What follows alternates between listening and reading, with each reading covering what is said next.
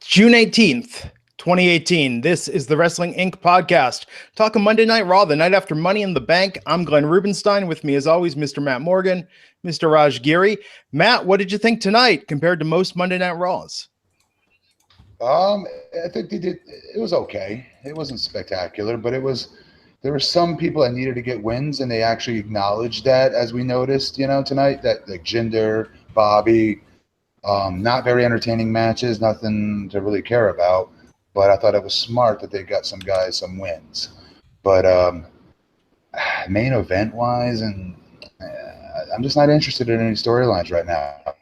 Bobby coming out with Roman, that was kind of cool until Bobby blundered his name. But you know what I mean? But that potentially was the coolest part of the show for me. Dolph winning the Intercontinental title does absolutely nothing for me. It should be on Drew, not him. Yeah, it almost felt like a Shawn and Diesel kind of thing. Remember when Shawn won the Intercontinental title when Diesel was with him? So here's what it would have to happen with that format. I thought the same thing. Drew would have to turn face. Drew is no baby face. Yeah, I agree. Yeah. We'll see where it goes. I mean, look, there was a lot of new stuff tonight, but you guys are right, though, or Matt in particular, where you said about not really caring about what's going on. I thought the women's segment opening it up, the women's storylines lately are the ones that I care about. I think with the men's, they've either had them go on so long or they're so uninspired. I think Ronda and Alexa feels like the freshest thing on the show right now. Some weak briefcase shots, but yeah, by Ronda. Ronda couldn't crack eggs with those briefcase shots. Yeah, the briefcase shots weren't good, but I thought everything else was. That hip toss she gave Kurt Angle was freaking awesome, just how quick and fast that came out. I thought Alexa was great on the mic here. Ronda, she did what she needed to do. I think if you pick apart Ronda, there are little things here and there, but for how little experience she has, I think she's really good already. She has some poise. There are currently some little things she could work on with her facials when she's in there, but I think I like that feud. I like Ronda and Alexa. I mean, the only problem is you have to completely suspend disbelief for that. Yeah, like you wouldn't think Alexa has a chance in hell, right? So we opened with Alexa coming out with Kurt Angle talking about her winning last night at Money in the Bank, and then Ronda interrupts her. And Alexa and Nia are going to have the rematch at Extreme Rules, but with Ronda snapping and swinging at Kurt and the refs out there tonight, Ronda's suspended for 30 days. She'll miss Extreme Rules, probably tabling her next match to SummerSlam. Do you think that's the way to go, Matt? Sort of keep her as yes. One of the big five attractions? Yes. Yeah. Absolutely. And if you don't have creative ideas for her, it's better than her just being there on commentary where she's not adding much, and they're giving her these terrible lines. So it's better just be off TV, and then when they have a match ready for you, when SummerSlam comes and Extreme Rules is passed, then you move on to that. Yeah, and her backstage segment with Kurt I thought was good too. I mean, so she's the pissed off baby face. She's Brock. She's like how Brock was. Wow. You remember when they were suspending him all the time back in the day for attacking authority figures and breaking Triple H's arm? I thought that's what it reminded me of, and that's why still last night's match, it still didn't make any sense how much selling she did. Yeah. And that wasn't her fault. That's how it was booked. Yeah, this was definitely a course correction. For sure. And I thought this was the best thing on the show, personally. Yeah. I don't know. Bo Dallas imitating his brother. That was pretty good. Was probably the best thing on the show. So after that, what did we go to? Seth Rollins versus Dolph Ziggler. So Intercontinental title match, open challenge. Ziggler comes out with Drew McIntyre. Who's it going to be? It's Ziggler. And man, these guys just went at it with Ziggler picking up the win after trading some roll-ups. And Ziggler's the new Intercontinental champion. What do you think of this, man? What did you think of this match to start with? Awesome match. Holy crap. What an awesome match. My eyes keep going to Drew. He's the bigger of the two stars. And I would have liked to have seen it him. I would have liked to have seen him be the one that won the Intercontinental tonight. 2001 times. I get it's different because he's in a different gimmick right now with Drew, but this wasn't, I don't know. It also allows, what's his name, to start beating Seth Rollins. Oh, Elias. Elias. Yeah, I just feel like, we've been talking about Seth in the main event picture, and losing to Dolph just brings him way down. Even if it's just a TV match, and even if they're doing this to put him in that, Extreme Rules match, with that world title shot, Extreme Rules match, it's still, I don't think Dolph still has that, I don't know, that kind of, that stench, of, losing a lot over the last 10 years and being the weak link of that team. And Seth, who should be in the main event, losing to the weak link of the team. I kind of agree with Matt. I think if you were going to do it, Drew should have been the one, even though it might be a little soon for that. Yeah. They do this every once in a while, though. They give Dolph a match to go out there and really remind people what he's capable of. And I thought tonight for that, it was great. But yeah, he's been pretty irrelevant up to this point. So we'll see. They were talking about the rematch next week's already set between Dolph and Seth, with Drew McIntyre being seen as the X Factor, which begs the question. I saw a lot of people on Twitter, Raj, what's the status with Dean Ambrose? Is he going to be back anytime soon? Well, I mean, he had that injury in late December, and they said that was 9 months. So, oh wow. So that's, September-ish. So he's been at the Performance Center, but I'm guessing it probably won't be until after SummerSlam. Well, we shall see. Yeah. So yeah, that match tonight, really good. Definitely recommend watching it. Bobby Roode versus Kurt Hawkins. Matt, is this the course correction for Bobby Roode you were hoping to see? I'd rather him beat somebody better, but yeah, it's better than nothing. Yeah, at least he's not taking a loss or getting punked this week, so that was good. But man, so much potential there. There's so much more they could do with him. Don't you guys feel, though, that's kind of how it starts, is that they bring him in and then it's like, oh, there's so much more, and then they just kind of keep going further and further down on the matches until they're almost forgotten about? Pretty much, yeah. Yeah, I mean, that's the Ascension. Well, not the Ascension, the tag team, although one could draw a parallel there. But yeah, that's like the downward trajectory. Yeah, when they're going the wrong way on that scale, it's usually not a good sign. Yeah, man, just want something better for the guy. So with that, Roode hit the glorious DDT, got the easy win. Kurt Hawkins' losing streak continues. After that, we had Braun Strowman talking about, well, okay, so Braun came to the ring. Owens came out, tried to form an alliance with him. They got into it a bit, which set up the main event for later in the night. Owens did say Sami Zayn, he's not even sure when we're going to see him again because he's so injured after Bobby Lashley. Thought that was kind of maybe foretelling a little bit after that storyline. Yeah. What'd you think of Owens' promo tonight, Matt? Good. He's always good. Yeah. Yeah, I was saying on Twitter, he's one of the few guys in the company that doesn't seem like he's memorizing lines, that he doesn't seem like he's reading from a script. He seems natural with everything he says. I think, who else is like that? It's like him and Sammy. Sammy. Really natural. Yeah. Yeah. No, I thought that was a nice build for the main event tonight, which, yeah, not high stakes, but it keeps some interplay with these guys, especially depending on who's going to be in that match at Extreme Rules, which we'll talk about in a few minutes. Man, what was after that? Sorry, my internet's acting up here for a second as I'm going down the rundown of the show. After Dolph and Sammy? I mean... Dolph and Sammy. That would be an upgrade. For we had Roode. You got Roode. After that was the tag team match: Bray Wyatt and Matt Hardy versus Rhino and Slater. During this match, Axel was Matt Hardy, and Bo Dallas as his brother Bray Wyatt with a yarn wig, cutting a promo.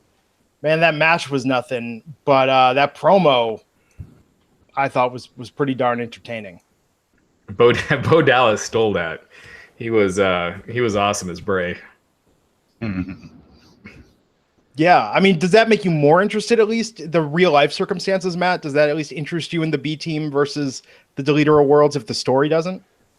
Only if they intertwine him being his brother and they start to actually talk about that in the storyline. Other than that, I don't care at all. Yeah.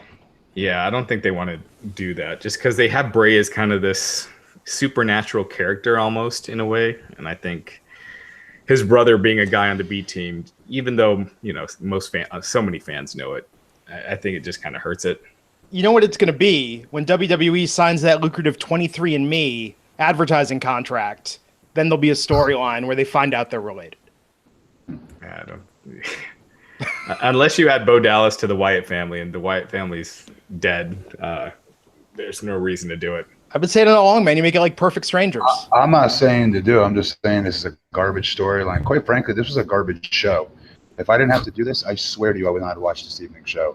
The whole thing was garbage. I'm just being honest. You can see it in my face tonight. Do I look excited to talk wrestling? I'm not at all.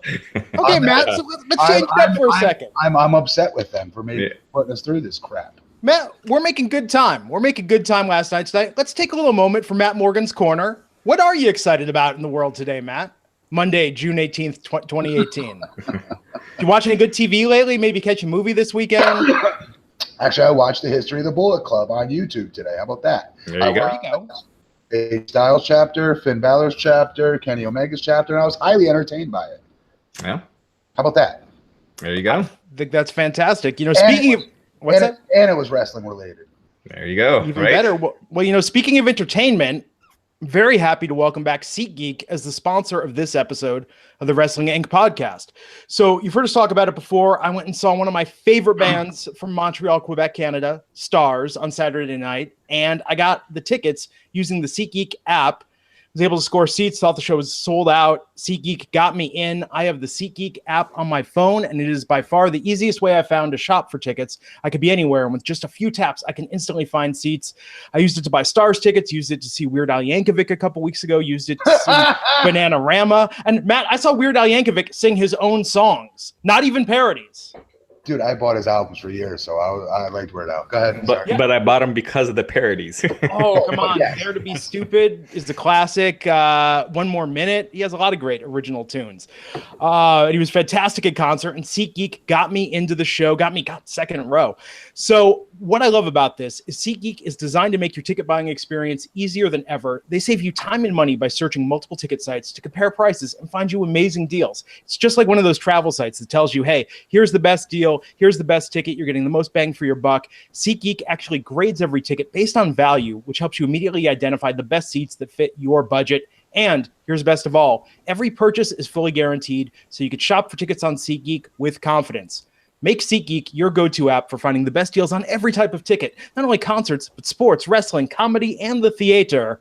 And best of all, our listeners get $20 off their first SeatGeek purchase. Just download the SeatGeek app and enter the promo code INC today. That's promo code INC for $20 off your first SeatGeek purchase. And you know what I love, guys? I don't know if you've had this. I've had our fans of this podcast tweeting at us saying, hey, I just bought tickets to this. I used INC on SeatGeek. I saved $20. Thanking them for supporting the show. Love to see it. Great sponsor. Glad to have them as a part of the Wrestling Inc. podcast. Promo code INC for $20 off your first SeatGeek purchase. And we thank them for sponsoring Wrestling Inc. And I'm going to be using it. I'm going to New Japan, the G1 show in San Francisco. So. Oh, when are you coming out here, dude? When is that? Yeah, we'll talk offline. But yeah, I'm going to be out there for a couple days. I used to live out there, so I got some friends. Some of us are media credentialed, but some of my other friends want to go, so I'm going to use SeatGeek to get them tickets for it. So. Yeah, it should be awesome.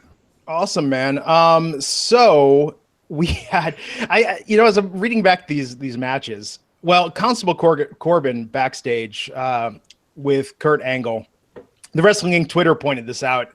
I swear they should just have a stock shot of Kurt Angle looking at his phone. I feel like every other time we see Kurt Angle on TV, he's just looking at his phone. So that set up. They talked about their announcement, which is going to be about Extreme Rules. He's getting emasculated even when Stephanie's not there. Yeah.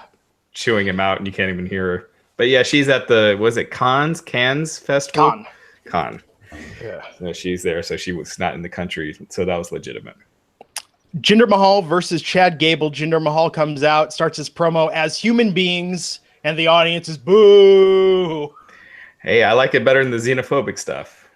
Yeah, it's kind of a little. Remember when he first came back and he kept talking about how he's a man of peace now and he comes in peace, and it was like, yeah, dude, that's code.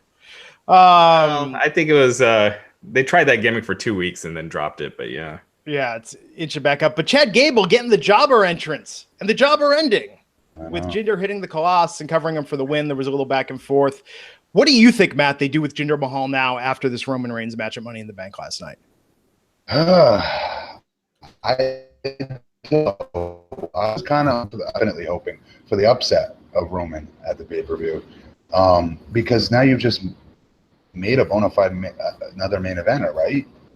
You know, I don't know, but I don't know what to do with him at this point. He's in that Bobby Roode spot. He's in that so many other guys on this roster spot. Yeah, these guys don't stand out. I mean, he does stand out. Don't get me wrong, but they're all, I don't know. Bobby, I see as this big star still, kind of. Roman, I don't as much. I don't know. I don't get any of that. This dude is like Brock Lesnar. It's Kurt Angle. This dude is, you know, superstar WrestleMania main eventer. Yeah. It's almost as if the WWE specializes in taking incredibly talented wrestlers and just booking them and writing for them so mediocrely that they are perpetually stuck in the middle. It's what it feels like. I like these guys. Yeah, for sure. I think Elias, I don't know, they were kind of doing like this Jesus thing with him tonight. Which, because you could turn him babyface and have him feud with Jinder. I think fans are behind Elias now. But I think part of that, I know, Matt, you mentioned it before, part of that is because of his heel promos. But he's someone that the fans are cheering him anyway, so you could easily turn him. Yeah, it doesn't seem like they have much for a lot of the guys right now. You know, Braun and Finn. Braun is back to being in a random tag team. Roman and Bobby, I don't know if they're teasing a feud with them, but, you know, they got another multi-man match coming up next month. So it's just kind of running in place a little bit. I have to say this, when Braun was backstage talking about Finn, like my buddy Finn Balor, it sounded the same way he was talking about Nicholas backstage. Like, there's something about Braun Strowman talking about you that makes you sound like a midget or a child. Right. Yeah. I guess sure. Compared to him, you know. But there you go, kiddo, ruffling his hair. Just petting him, my special little guy, you know. Oh man, so I want to talk about Elias and that whole thing in a minute, but before that, we had Jinder, of course, beat Gable with the Colossus. And I will say this again with Jinder, his matches have gotten better. He's improved in the ring over the last a lot over the last few months, and I thought this match was a lot better than, you know, the early matches he had with Chad Gable when he first came to Raw. Yeah. Riot Squad, Sasha Banks and Bayley versus the Riot Squad. Sasha Banks was feeling down backstage. Bayley came back there, said, "Buck up, little trooper. We're going to tackle this battle together." And they lost to the Riot Squad. Who's the Riot Squad with their whole punk gimmick of destroying stuff backstage. Destroying an R on it. Not even like any like not a Banksy-esque like riot tag, just big ass R, you know? Yeah, it's like someone just goes and wipes it off. That's the damage that they did. Let's cut to the chase really though on this one. That Logan let's see. So yeah, referee got distracted by Bayley. Logan rocked Banks. Then Liv rolled her up for the win. Let's talk about what happened afterwards, where Sasha Banks shoved Bayley, and then you went, "Oh well, that's, you know, they did have that fight backstage a couple weeks ago. That's not too much." We then cut to the backstage. Yeah, pardon me, a couple months ago. We then cut to the backstage where they're throwing pans at each other, where stuff's happening, and then Bayley like throws a bottle of water at Sasha's car. So is it on again, Matt? Better question, Matt, do you care at this point after they've teetered on this feud for such a long time and kept pulling back? I should, but I don't. I should, because this is still my top 5 favorite NXT match of all time. That's saying something. With all these great matches we've seen since at NXT. This should have been a WrestleMania match eventually one day. That's how much these idiots have blown it with Bayley. And then, needless to even get into the storyline of what they've done with this. it's been 4 months and it just has gotten worse and worse to where you just groan when you can tell that they're doing something with the storyline again. Because there are the weeks where they kind of forget about it, put it on the back burner. God, this sucks, man. I feel bad for Sasha. I think she's ultra talented. I think she's a superstar. I think Bayley is too. And it's like you said, they had that match. It was a TakeOver Brooklyn, right? SummerSlam weekend. And Respect, yeah. Yeah, and Respect. It's almost like if you would rather just put them in a match cold, that would have been way better than what they've done with this. 100%. Yeah. So this sucks. But I'm guessing they'll finally have a match at Extreme Rules. So where Bayley's like too timid to hit her with a kendo stick again, like Bayley's last Extreme Rules match. That was pretty much where her burial started. Like she really went downhill after that. I was gonna say the same thing. Yep. Yeah. It's just so unfortunate because both women are exceptionally talented and could really be something. But I mean, we know how Sasha's this shit. Everybody knows how talented she is. She's great all around. She's a great promo. She's got a great look, cool music, wears cool shit to the ring, looks different, and believes in herself, believes in her persona most of the time, right? So she's got everything. Bayley, on the other hand, I think people really forget about how damn over she was and still should be. Think about it. They've brought her from an NXT crowd, which is generally college-age kids to my age, I'm guessing. Yeah. Okay, kids were her main demographic. So now you bring her to friggin' the Disney World of wrestling arenas, the WWE arena with kids everywhere, and they've completely effed it all up. Like, this could have been such a cash cow for them. Yeah. Egos. Yeah. The egos drive me nuts. Stay out of your own way. Watch what they're doing with these guys and girls in NXT, and God forbid you attempt to copy it. Okay? Just because they're coming up from NXT doesn't mean you have to change them. Bobby Roode not being a heel. There's Baron Nakamura. The list can go on. It's so frustrating to watch, and it's why I like NXT better. Yeah. Yeah, they needed something like big and violent to finally get this feud going. You know what they should have had? They should have had Sasha hit her with the car. They did all those special effects with Braun with flipping over trucks. They could have easily done something where it looked that would have brought us all. That would have brought us all back into it. No question. We would have cared. Yeah, and all of a sudden it's like, oh damn! Like they need to treat this, Raj, like it is cold. Every part with something hot and big to make us care again. Yeah, that's not what this was. No. Yeah. But next week they could always build on this. They could always do something. But what I think is interesting is people speculating that we'll see Bayley turn heel. I don't think that's going to happen. I mean, that would be. Well, they're not using her as a face properly. It's not like she's. I mean, good Lord, were they worried about her merchandise sales? I'm sure she sells merch, but nothing what she should be doing. Yeah. Every kid in that arena should have a Hugger shirt. Every one of them should. And these idiots screwed it all up. And really, why not at this point? Why not turn her heel? There's nothing to lose. Yeah. I'd be in favor of that. Resurrect her career. Damn. Out of all the girls, I'll say it again, they've effed her over the hardest. Yeah. And look, it helped Sammy a lot, right? I mean, he was in some main events. He was going from like hardly appearing on any pay-per-views to, pretty much getting a pretty regular spot. So you never know. Dude, he did a complete 180. Are you kidding me?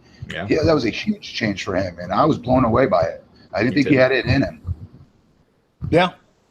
Well, we shall see. After that, so we had Kurt Angle come out, talk about Brock Lesnar and plans for his next match, his next title defense for the WWE Universal Championship. Roman Reigns just bam right out there talking about he's what do you say, the uncrowned Universal Champ, and that he wants a shot. Bobby Lashley came out as well, and then we had an Angle say there's going to be a multi-person match at Extreme Rules, and the winner of that is going to go on to face Brock Lesnar at SummerSlam. Now they were interrupted by the Revival, Dash and Dawson, who mocked Reigns and Lashley, and then led to a tag match, Roman Reigns and Bobby Lashley versus the Revival. Is this good Okay, Matt, you've been there before. You've been in the WWE. Is this good TV time for the Revival, or are you better off being back in catering than doing a spot like this? That's a tough question because I do see both sides. The Vince argument of it is, and JR side of it would be, you maximize your minutes. You can still get yourself over in some form or fashion, no matter how much you do the job or how badly you lose. If you can't, like Dolph did it for quite a while actually, before we all lost faith in him eventually. But same with what's his name? We were just talking about. Come on, we were just talking about his. Oh God, I'm horrible. Jinder, Kurt Hawkins. Jinder, perfect. Thank you, Jinder Mahal. Great example of it. He was doing the job versus the Demon, remember? And he whipped his ass with 3 offensive moves he got in that match. It turned his career around. Yeah. So what I'm saying is you got to make the most of it, and I would still want the opportunity because yes, you are on TV. It makes you. I don't care what you say. It does make you more now. You want to eventually show enough so they can start turning the tide for you, and then eventually start picking up some wins or something. But at the end of the day, you're a cast character playing a role on a TV show, so you do want to be on. Yeah, I also think the Revival needs to do something about. I don't know if it's their gear or something to change it up a little bit. I think just when they were standing there with Bobby and Roman, if you've never watched wrestling before, Roman and Bobby just look like superstars, and the Revival didn't. The Revival's body, what's his name, the bald one, is getting out of hand. His body's getting out of hand. Dawson. Yeah, when you're short like that, you can't have that. You got to lose that. You got to lose that.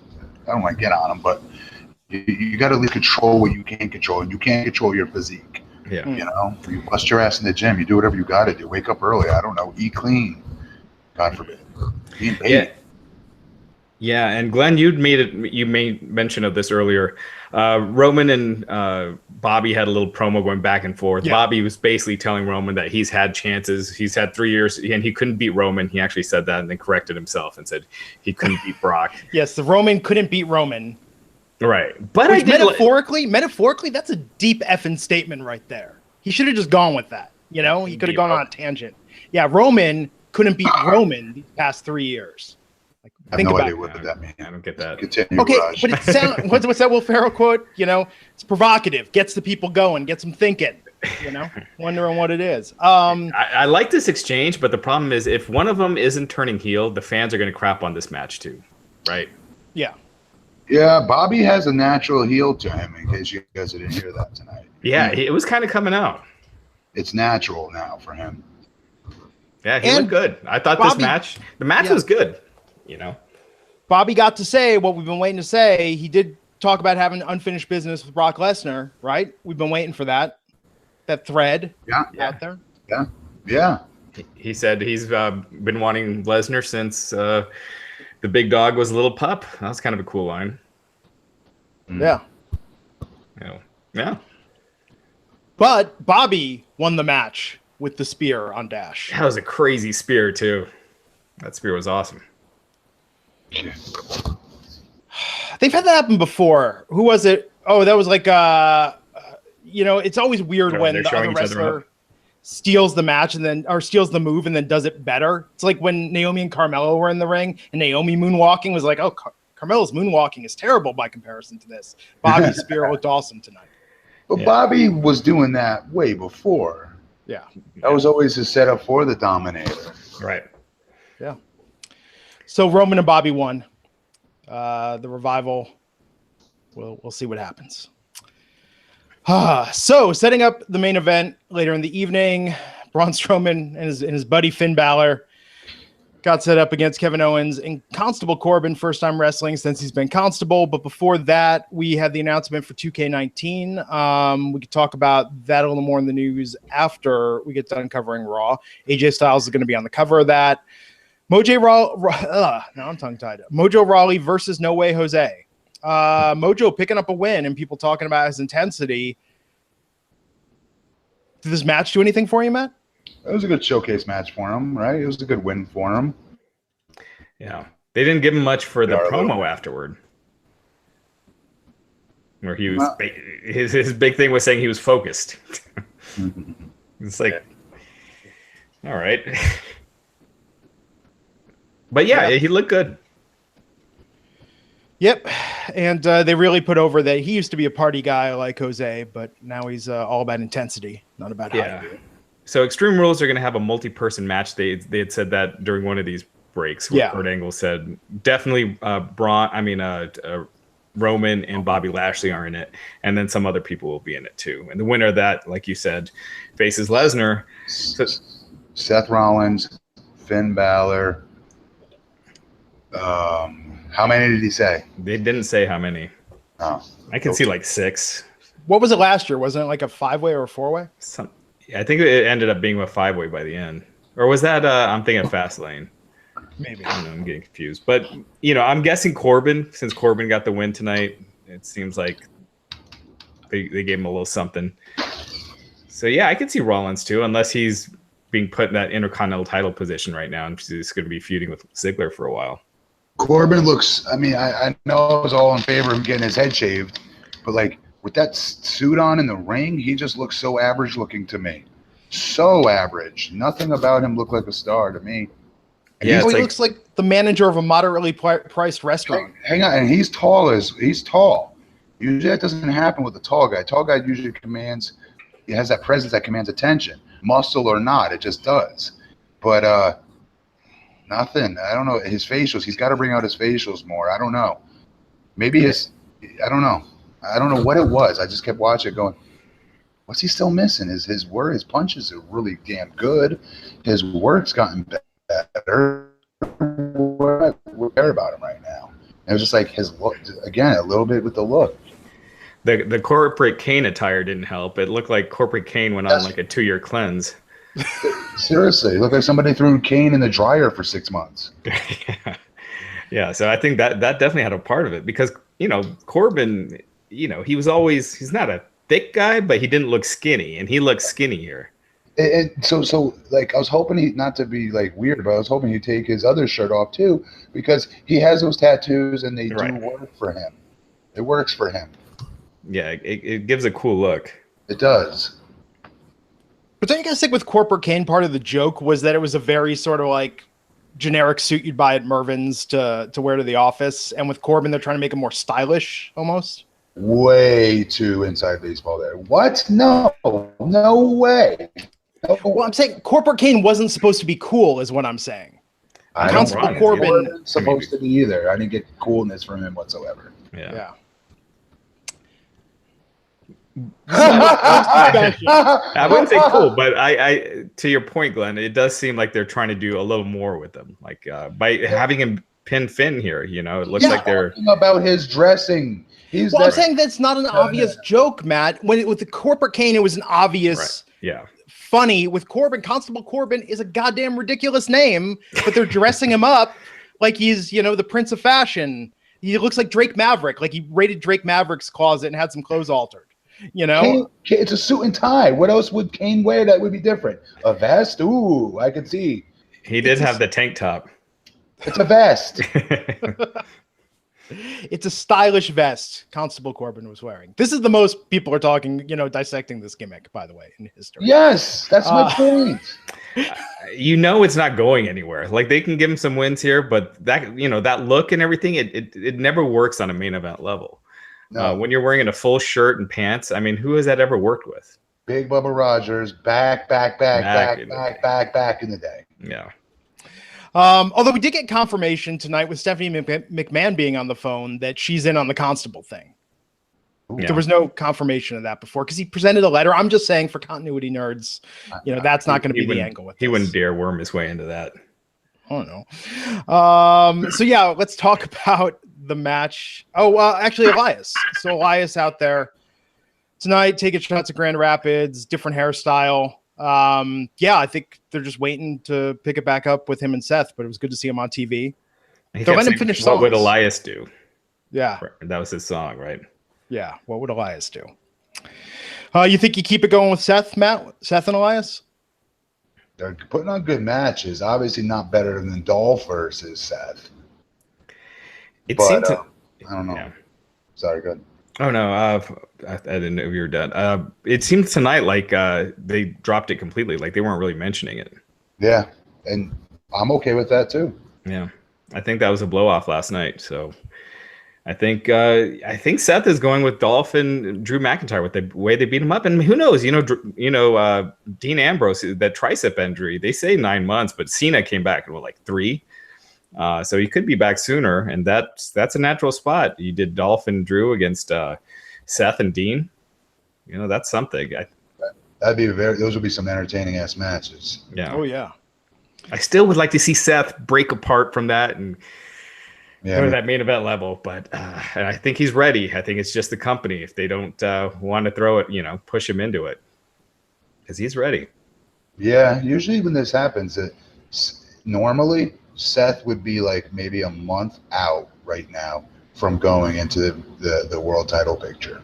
Do you know what I mean? Mm-hmm. Like he drops the Intercontinental title, and then something happens where he starts to incorporate himself in the main event picture, and then that following month he gets his match. Like in general, that's how it used to work. It's like when Shawn lost to Dean Douglas. When he was getting his big singles push. I keep relating Rollins to Shawn. But when Shawn got his big babyface singles push, remember he was supposed to lose it to Dean Douglas, and he was jumped by all those. Well, he was jumped by a couple of guys, but they said it was a bunch of guys. And a bunch of Navy men, right? Like right. A bunch of guys in the Navy messed him up. Yeah. Wait, so did he end up losing his day? I don't remember him losing to Shane Douglas. So he was supposed to lose it, but he ended up handing it over. And he forfeited it to Shane Douglas, and then Shane ended up losing it to Razor Ramon.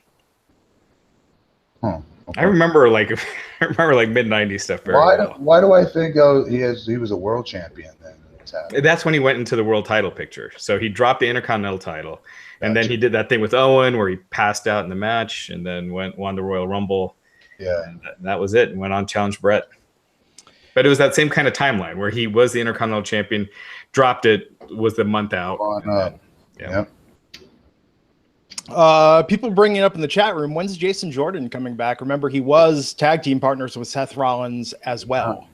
I was wondering why they were caring even, but that's why. Because Seth Rollins. Yeah, there's a natural tag team between them, somewhat natural. If they're gonna do tags, I really hope it's what's his name, Dean. I think the Seth and Jason Jordan, it never really took off to where those loose ends need to be tied. Like you can bring him back and have nothing to do with Seth, and no one's gonna notice. So I don't think they're gonna do. I wouldn't think they do anything with Seth and Jason when he comes back. Yeah, they could, but I just think I think it just brings Seth down a peg. Yeah. So we had for the main event tonight Kevin Owens and Baron Corbin against Team Little Big 2.0, Braun Strowman and his buddy Finn Balor. What'd you think of this match, Matt? I'm sorry. I thought I gave my. I thought we already talked about. We're all over the place tonight. Sorry about that. No worries. The thing that stuck out to me is what I said earlier about Baron Corbin. Yeah.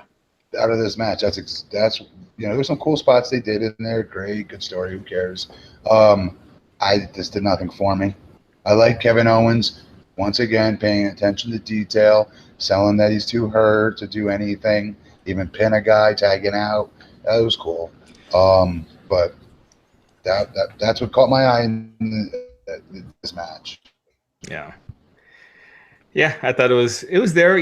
The thing with Finn, he's always going to have a good match, right? You kind of know what to expect when him and Kevin Owens are in there. So it's going to be entertaining, but again, no stakes, didn't mean anything. Right. I made that Wheel of Fortune analogy. It's like watching Wheel of Fortune. You're just like, you can be entertained. It's there, it's on, but there's no stakes. There's nothing that has you gripped. That's like, oh, what's going to happen? Where is this going? It's just there. So that's what I thought. Wheel of Fortune, you win money though. Yeah, but you're not sticking with the people that are winning and wondering. No, but if you like the person, you're happy to see him win. And so you're happy to see Finn win. I feel more invested in the average episode of Wheel of Fortune sometimes than I do episodes of Monday Night Raw. I'm just going to put that out there. I second that. Yeah. Well, it's not 3 hours long either. And it sucks because I'll be honest with you guys. When I listen to everybody's podcasts driving during my job, during my day working or whatever, and earlier on, or guys that get interviews, I should say, before the podcast era even, I'd hear guys, when I was still wrestling, I should say, for that matter, and I'm traveling on the road, I listened to so many interviews, and on YouTube you can see all this stuff. You can hear all these interviews, and all these guys, once they've retired and left the ring, I always felt they'd crap on the product because they're bitter and they're not a part of it anymore, right? So, like, I try to keep that in my head when I'm saying these negative things. I really do. But, like, it's impossible sometimes. It is impossible because I'm telling you guys right now, I know you guys love wrestling. You guys are huge fans. I assure you I'm a bigger fan than both of you. And I mean that. I'm the biggest wrestling nerd on this planet. And I don't like saying I don't like these shows. It bothers me, And so when I say this, I'm not just, phoning it in and like, oh, another crappy episode, and being like some bitter old heel crybaby wrestler who's no longer wrestling. Well, let me take a moment and put you over, Mr. Matt Morgan, because I too listen to a lot of former wrestling talent talk about the current product, and most of them don't pay attention, or they have issues with even watching it because it opens up some unresolved issues they have or thoughts. They need that distance. So the fact you can even watch it every week, 3 times a week or more, as weeks may dictate, I think is commendable. No, I think you're very fair towards it. I think the challenge with what we do is for the average fan out there, imagine never being able to miss an episode or anything the WWE does and having to watch it live. That will burn you out. You can't fast forward. You can't say, oh, I'm going to skip Raw this week or I'm going to skip these matches. You're glued to it, and not having that break will jade you. And not to mention, we are coming off of, this is our 3rd night in a row. The last 2 nights, we were praising the shows, right? Like, we were pretty much praised for Money in the Bank and TakeOver. Definitely NXT too, Yeah. So, I just want to say it because no one's ever said that to me, but I feel that I'm saying these things and going, oh, great, you sound like, Bill DeMott from 2007 or something. to this day, you'll hear Bret Hart say, there's no story. And then you'll see in the comment section a bunch of people crapping on Bret saying, oh, well, he's, 4 out of 10 and he's just bitter and this and that. But it's no, he's I'm sure that's exactly how he really feels because the stories aren't there on a week-to-week basis. They're not keeping you sucked in. Yeah, a part of me wants to be supportive too, though, and right.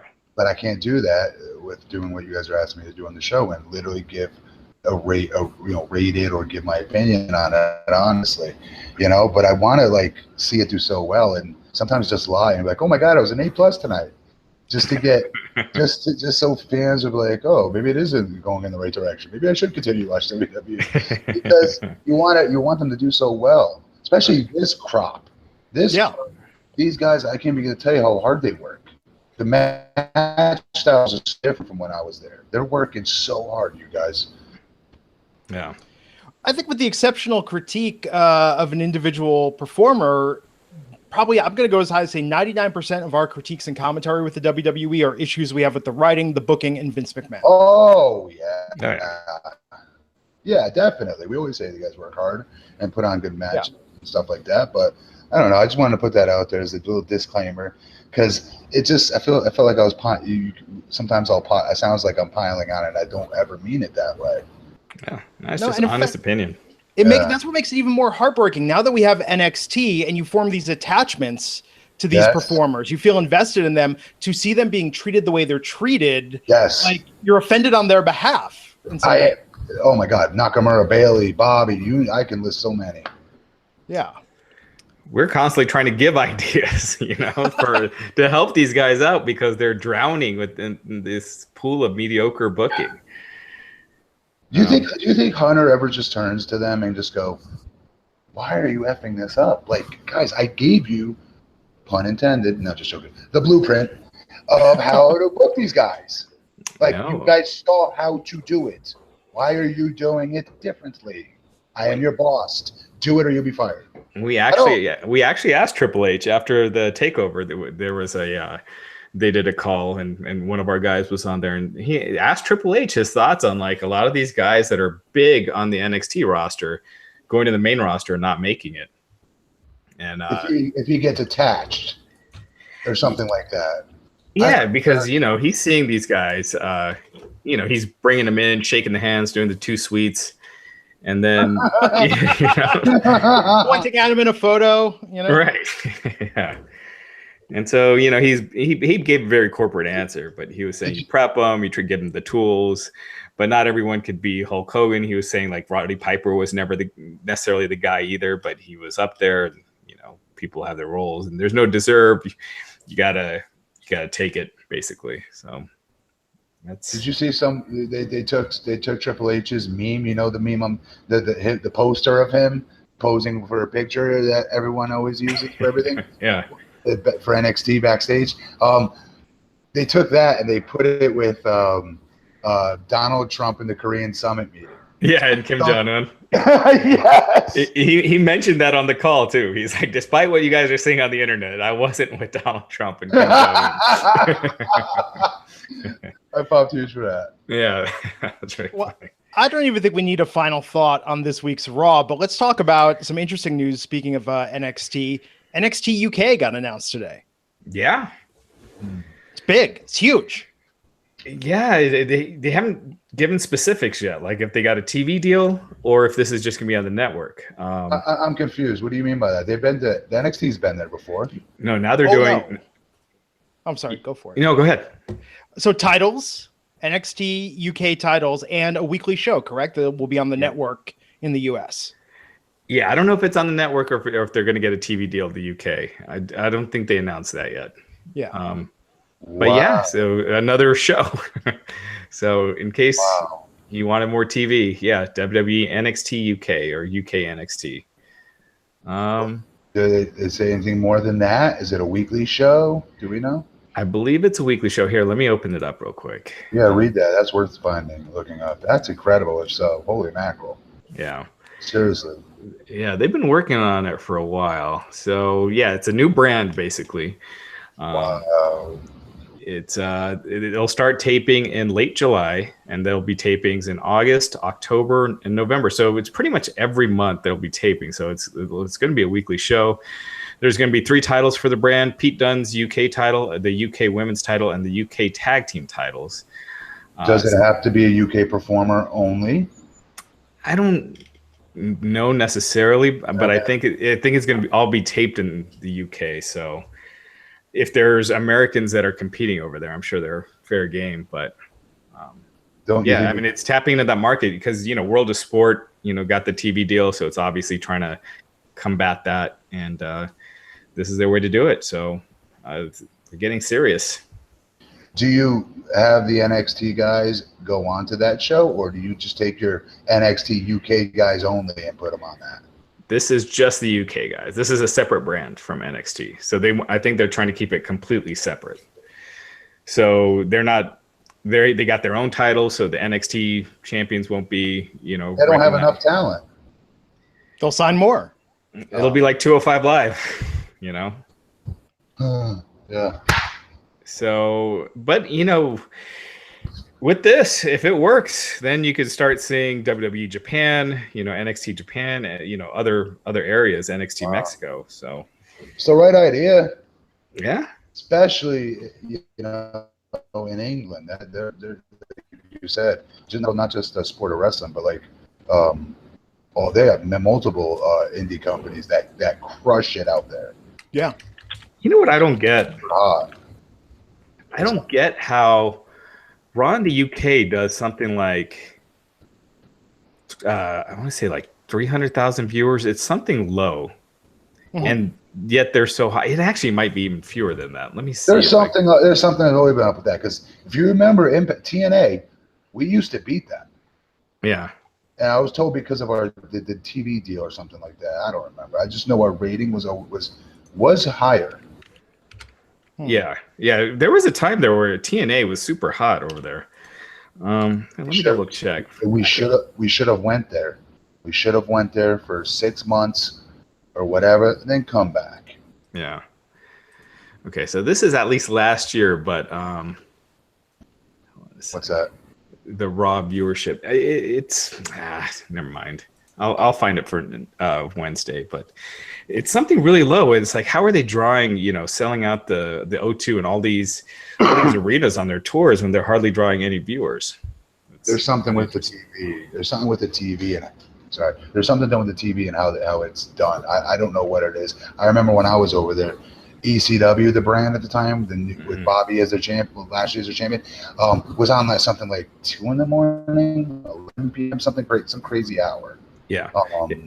So I don't know.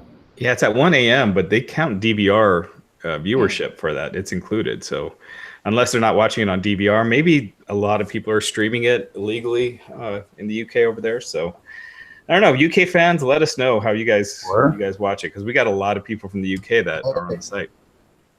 Hey, bro, maybe they're getting their fill with, and I'll agree with them, better wrestling on the indie scene than what we're getting out of WWE. That's how good the indie wrestling is. And I get you're going to say, oh, there's no big main event stars and da-da-da-da-da. The in-ring action, dude, is second to none. No, the indies are hot in the UK right now. So hot, and it's so entertaining to watch. Rev Pro, Progress, I mean, they're all doing really, really great. Rev Pros, fuck, yeah. Yeah. All right, what else do we got? Just the AJ? Yeah, AJ on the cover of WWE 2K19. Guys, they swear this year they really are improving the game and making it better. What do you mean by that? They say that every year. Like this year, we completely redesigned, and you get the game. You get all hyped because of those commercials. Then you sit down to play, and it's like, this is still just as broken as last year's shit. I haven't played it in like 10 years, so I don't know. It's better probably now than it was 10 years ago, but it's much better. Are you kidding me? It's of course it is. It's still a great game. Come on. Oh, it's fun, but it's the playability, because when you get into career mode, dude, and you make your own wrestler, I'm sure you make the blue pin every year. I make Glennergizer or Glennergy, who's going to go through his career system, and by the time you get to the main title, you've spent dozens of hours playing the game, so you start to really notice the bugs. Yeah, I don't know, but that's a big honor, when you think about the company that he's with, Stone Cold, The Rock, Brock Lesnar. Yeah, Roman Reigns has never been on the cover. I find that really? Yeah. Really? Seth was last year, and then before that, it was always like part-timers that were getting the covers. Rock. Oh, Goldberg. Yeah. Sting, Brock, yeah. Goldberg, I think Goldberg and Sting were both the bonus characters, right? Or was Goldberg the cover? Goldberg was. I thought he was the cover. They gave him the commercial. Remember? Yeah, but I think he was a bonus, because they do like 2 commercials each year. They do one for the cover and then one for the bonus. Yeah, Brock was the cover 2K17, and then I think Rollins, Goldberg was 2K team. Yeah. Stone Cold 16.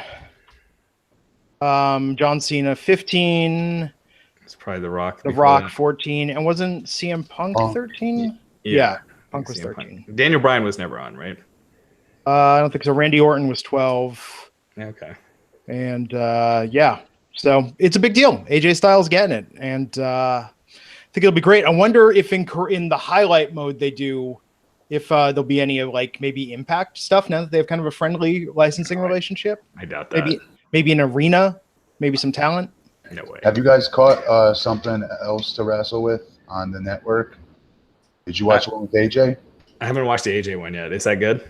They show tons of Impact footage through GFW. And they have the plugs for GFW, right? Yeah. Yeah. Yeah, they did that with the Hardy stuff too. Yeah, so if they want to show a match with like Kurt Angle and AJ Styles or people that are in the WWE, all their licensing is the look of the arena and a logo. Right, but they probably got to pay them for that. And I don't think they want to pay them I think for that when it adds 0 sales. I don't know. I think they would do it. When's the last time Impact had a game? They gave a special thanks at the end of that, you guys, to not just GFW. What's the name of the streaming service? No, who owns Impact now? What's the name of it? Oh, Anthem. They gave a special thanks to Anthem, as well as what's his name, Dean Broadhead. His name was on there, as well as obviously GFW. And then they plugged GFW again specifically. Yeah. I thought that was cool. I was in a couple of the shots on AJ's story, and nice. And his sweet fortune gang with like 19 of us in it. That fortune, that had a ton of potential. It did. Bruce rips it a little bit, rightfully so, calling it a knockoff of the Four Horsemen, and that with Flair as the manager, that is what it was kind of supposed to be. But yeah, but so is Evolution, right? That's true. But it's how you did it. I thought it was pretty cool. The Main Event Mafia I thought was cool. They had some cool stuff back in the day. Personally, it was awesome for me because I went from being Flair's bodyguard for a minute to beating Ric Flair in an actual wrestling match, and then going from there on to main event with Jeff Hardy out of left field. Yeah. Out of left field, because the four guys were the main featured ones. Yeah. You know what I mean? I wasn't featured in that group really, so that was cool. Do you remember that pay-per-view where Abyss was revealing who they were and like they were coming? And it was Crimson. He kept teasing they. I think it was Jeff Hardy. I thought it was. It was like Jeff Hardy turning heel and joining. It was what was the group with Eric Bischoff, Hogan? Was that was Fortune, right? Like they just became a huge. The huge stable was. You're right. It was Immortal with Fortune. There was like Immortal. Yeah. It was like right. In that mother. Yeah. Yeah. But I remember Abyss was teasing they, and that thing got more interest on our site than anything TNA had ever done. It was kind of crazy. Yeah. It's interesting. You never know what angle is going to hit. Yeah. Oh, man. Anything else we didn't cover this week? Did you guys watch the Hardys? I was just going to say the same thing. You guys need to watch that. And kudos to both boys for putting it all out there like that. And I like that. Yeah, and I guess Jeff addressed his arrest, right? That just happened. And he said he's doing counseling. He addressed it. He said he's working on it. And, good for him. No, it's the hardest thing is to really own it. I hope, and then to, get clean from there. I hope one addiction didn't become another, because that's usually what happens I'm an addict as well. You usually get hooked on something else. Yeah. That's what makes it so difficult. But, Godspeed. I give them so much credit. What was cool was the very beginning of them talking about their addiction. They actually have footage of them on WWE or TNA or whomever, microphones on their shirt, walking out of the woods together, and I hear them talking because they're talking in wrestler lingo, talking about, hey brother, you got any gimmicks, and things like, yeah, I'll get you back later, like in low voices, and you can hear his wife go, shh, you guys are being mic'd, and they show that footage. I thought that was really cool. That's really interesting. That was in WWE. It was on. I thought it was, because it doesn't show you what cameras they're shooting with, obviously. But that's the way I took it as, Yeah, I'm gonna probably check that out tonight. It was earlier footage back when they were younger. Yeah. No, I look forward to watching that. Really good. Cool, man. And they also addressed the Victory Road with Jeff Hardy and Sting, where Jeff Hardy was wasted. Yep. They go into that. They get Bischoff's comments, Sting's comments, Hardy, of course, AJ Styles. Yeah. Sorry, I was laughing for a second. Someone in the chat room, Michael Sachs Jr., saying, hey, did you guys watch Undercover Boss with Stephanie McMahon? And I was like, talk about a change of pace from this Hardy's documentary. Hey, it beat everything on TV is what they were saying, right? When was it on? I'm going to watch that, actually. Last Friday, so I'm sure it's online somewhere. Yeah. Yeah, we'll see. Paige. What happened with Paige last night, quickly, before... So someone pie-faced her and told her, someone basically told her to lose weight or something and pie-faced her. Apparently, I think they caught him, the person that did it. So hopefully that, they press charges. But yeah, she went on Instagram afterwards, took a photo of herself eating a sub and some fries, was like, screw you, said to the fan that decided to pie face me through my car window and tell me to lose some weight, Paige. Oh my God. You inspired me to keep being myself and eat whatever the F I want. Good luck with your karma. I mean, who does that? What an asshole. Like honestly. Yeah. I mean, that person should be arrested. That's assault. That's technically assault. Well, that's what she said. It was assaulted. It's just bullshit. I mean, could you imagine someone trying to pull that shit with Samoa Joe? I mean, it's just like. No, of course not. That's what they do. Or they'll talk tough behind their keyboards too. That's always a favorite. But it's insane. Absolutely. Oh man. So Matt, before we take this home, anything you want to plug? You always set me up for your mother joke. You know that, right? But I don't take advantage of it ever. I'm sure than that. I want to thank all the fans as usual for always listening and commenting throughout the week. On how much you hate me on the show. No, I'm joking. And how much I'm a ratings gold hit for these two clowns. And now we thank you guys all for listening and watching so much. And that's that. Nothing to plug though. No. And people asking SummerSlam main event, it's just Brock Lesnar against the winner of Extreme Rules. Chances are it's going to be Roman. Braun's probably cashing in. Was kind of what the working idea was.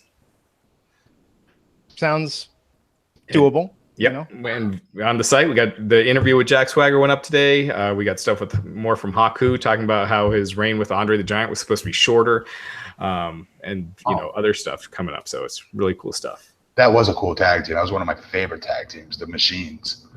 Oh no, the Colossal Connection was Colossal Connection. Sorry, I love the Machines though. Yeah, they were awesome. That was Axe was in the Machines. Yeah, from Demolition. What about Hulk Machine? Who played Hulk Machine? You remember that? Right, yeah. So we're going to be back here Wednesday, 12 noon Eastern, to talk about SmackDown Live, which airs tomorrow night. The fallout from Money in the Bank there. I'm Glenn Rubenstein. You can follow me on Twitter @Glenn Rubenstein, and we'll see you back here on the Wrestling Inc. podcast. Take care, everyone.